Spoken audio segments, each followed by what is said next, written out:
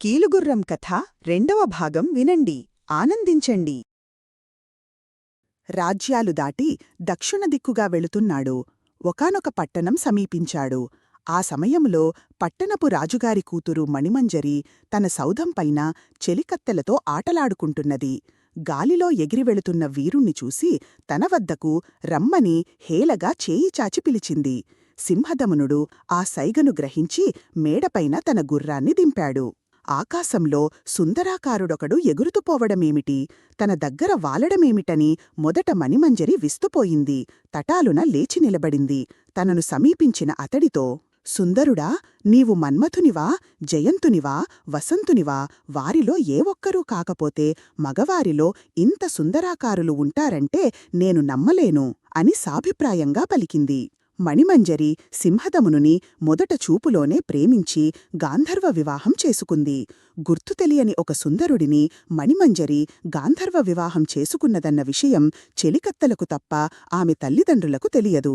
4వనాటి తెల్లవారుజామున సింహదమునుని కంటే ముందుగా మేల్కొన్న మణిమంజరి అతని దుస్తుల్లో ఒక లేఖను కనుగొన్నది. అది బ్రహ్మరాక్షసి తన చెల్లెలికి రాసినది. పైశాచీ భాషలోని ఆ లేఖను సింహదమునుడు చదవలేదు. కాని భాష తెలిసినదైన మణిమంజరి చదవకుండా ఉండలేకపోయింది. అందులో ఇలా ఉంది: నిత్యా, జీవహింసాపరాయుణురాలైన చెల్లెలు లంబోదరికి మీ అక్క కంకాళి ఆశీర్వదించి వ్రాయునది. నేనిక్కడ శత్రుంజయుడనే రాజు పంచన చేరి అతని భార్యలను అడవికి తోలాను. వారి కనుగుడ్లను పెరికించి నీకు పంపాను కదా. ఇంతవరకు జరిగిన కథ నీవు ఎడిగినదే. అప్పటినుంచి నేను ఏ ఆటంకం లేకుండా రాత్రులు ఏనుగులు మొదలైన జంతువులను తిని కడుపు నింపుకుంటున్నాను. ఆ గుడ్డిరాజుకు ఆ సంగతేమీ తెలియనివ్వకుండా మోసపుచ్చుతున్నాను. కాగా ఈ ఉత్తరం తెచ్చిన వీరుడు ఇటీవల రాజువద్ద ఉద్యోగానికి చేరాడు. రాత్రుళ్ళు గస్తీ తిరుగుతూ నా కడుపు కొడుతున్నాడు. సురాసురులైనా గెలవలేని వీరుడు వీడు. ఏదో ఒక మాయోపాయం చేసి వీడిని చంపి నీ ఆకలి తీర్చుకో. ఇట్లు కంకాళి వ్రాలు అని రాసి ఉంది. ఆ లేఖను చదివి మణిమంజరి భయవిహ్వలయ్యింది. పాపం, నా ప్రియునికి పైశాచీ భాష తెలియకపోవడం వల్ల చావును వెతుక్కుంటూ వెళుతున్నాడు. బహుశా వీరిని కాపాడటానికే దైవం నాతో జతకూర్చి ఉంటాడు. కార్యార్థి అయి వెళుతున్నవాడిని చెడగొట్టడం కంటే వేరే ఒక ఉపాయాన్ని పన్ని ఇతడిని రక్షించుకుంటాను అని మనసులో తలపోసింది. వెంటనే ఆ ఉత్తరాన్ని అందులోని చేతివ్రాత పోలికలోనే ఇలా మార్చిరాసింది: ఇదివరకు నేను నీ వద్దకు కనుగుడ్లతో పాటు పంపిన ఉత్తరం వల్ల అన్ని సంగతులు బోధపడ్డాయి కదా. ఇప్పుడు నాకు పుత్రతుల్యుడైన రాజపుత్రుని నీ వద్దకు పంపుతున్నాను. వీడికి మన ఇంటిలోని వింతలన్నీ చూపించు. మన గుట్లన్నీ వివరంగా తెలియచెప్పు. వీడు నిత్యం నాకు చాలా సహాయం చేస్తున్నాడు. అనేక విందులు చేసి సంతోషపెట్టు. నీ క్షేమ సమాచారాలు వీడితో జాబురాసి పంపు అని రాసి ఆ లేఖను యథాస్థానంలో ఉంచింది మణిమంజరి. ఆవేళ నిద్రలేస్తూనే సింహదమునుడికి తన కర్తవ్యం గుర్తుకు వచ్చింది. తన ప్రయాణాన్ని అడ్డుకుంటున్న మణిమంజరికి ఎన్నో విధాల నచ్చచెప్పి అక్కడినుంచి బయలుదేరాడు. కీలుగుర్రాన్ని అధిరోహించి మలయాళదేశం దిశగా సాగాడు. సముద్రం దాటి లంకలో ప్రవేశించాడు. 100 యోజనాలు నేరుగా ప్రయాణించి 3 పర్వతాలను కనుగొన్నాడు. మధ్యనున్న పర్వత శిఖరంపై పెద్ద బండరాయి ఉండటాన్ని చూశాడు. ఆ రాయిపై అగ్ని వెలిగించి దానిలో కంకాళి ఇచ్చిన పొడిని చల్లాడు. అప్పుడా పెద్ద రాయి కూడా చప్పుడు చెయ్యకుండా రెండుగా విచ్చిపోయింది. ఆ పగులు మధ్య మెట్లదారి కనిపించింది. మెట్లు దిగుతూ సింహదమునుడు ఆ గుహలోకి ప్రవేశిస్తుండగానే లోపల నిద్రిస్తున్న లంబోదరికి మనిషి వాసన కొట్టింది. నొసలు చిట్లిస్తూ ముక్కుపుటాలు ఎగరేస్తూ గుహద్వారం వద్దకు వచ్చింది. దాని అవతారాన్ని చూస్తూనే సింహదమునుడు మ్రాన్పడిపోయాడు. అతగాడిని అమాన్పం మింగడానికి లంబోదరి ముందడుగు వేసింది. అంతలో తేరుకున్న సింహదమునుడు, కళింగం నుంచి లేఖ తెచ్చాను అని 2 ముక్కల్లో తన రాకను తెలియజేశాడు. అతని చేతినుంచి లేఖన తీసుకుని మణిమంజరి రాసిన విషయాన్ని చదువుకున్నది లంబోదరి. బద్దలైన రాళ్లు 2 పిండి అయిపోయేలా వికటాట్టహాసం చేసింది. ఓరి కుర్రా, ఈవేళ అనవసరంగా నా చేతిలో చచ్చేవాడివి కదరా అని సింహదమునుని వీపుపై చరిచింది.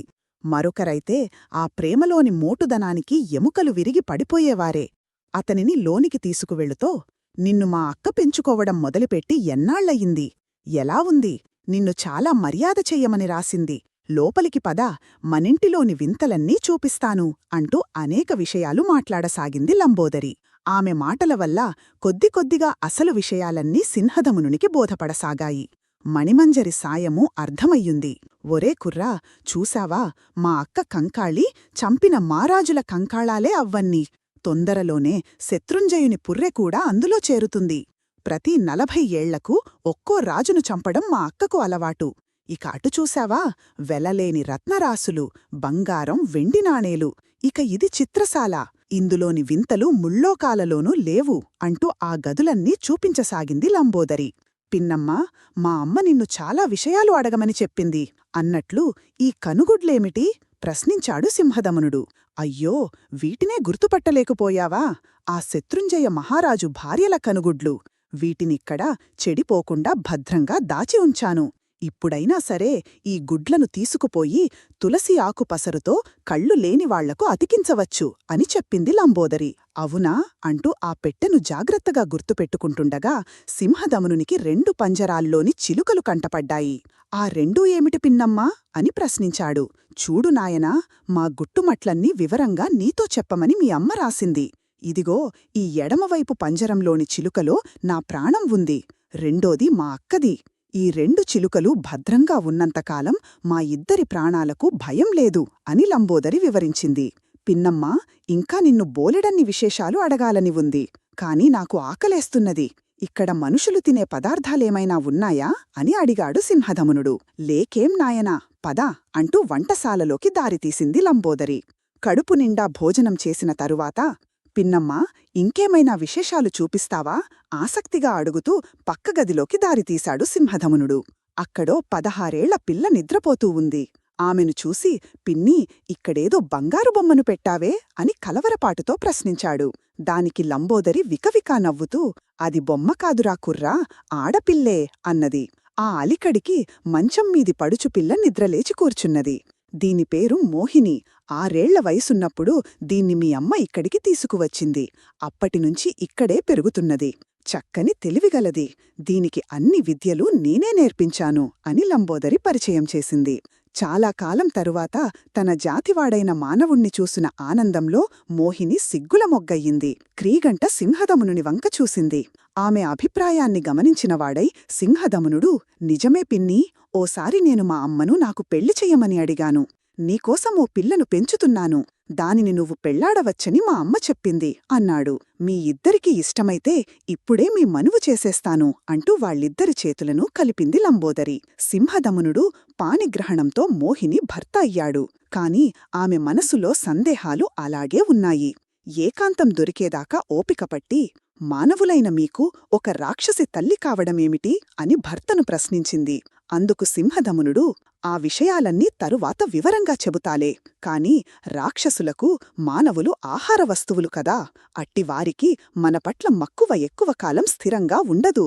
ఏదో ఒక ఆకలివేళ పెంచుకున్న ప్రేమను పక్కనపెట్టి ఈ రాక్షసి నిన్ను, నన్ను కూడా నమిలి మింగేయవచ్చు. కనుక ముందుగా దీనిని అంతం చేద్దాం అన్నాడు.